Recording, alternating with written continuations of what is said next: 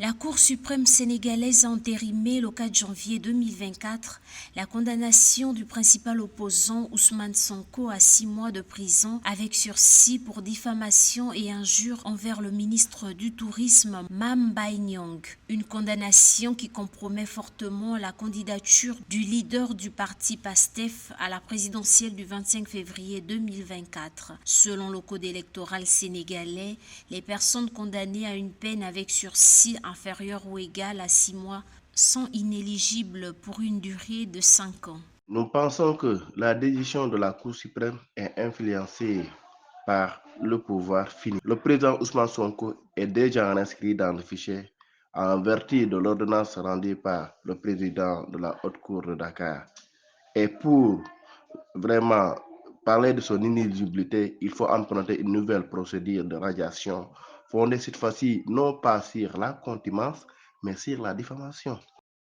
La Cour suprême a confirmé la condamnation d'Ousmane Sonko tout en maintenant la peine. Cependant, elle a annulé la partie de la décision qui concernait la contrainte par corps. Les avocats d'Ousmane Sonko avaient soulevé une exception d'anticonstitutionnalisation, arguant que certaines lois étaient inconstitutionnelles.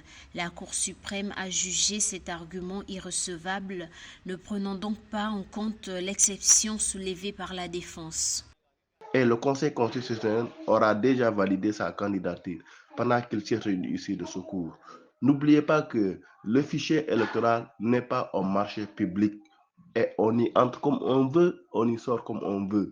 Pour parler de radiation d'Ousmane Sonko, il faut attendre l'ouverture de nouveaux fichiers électoraux.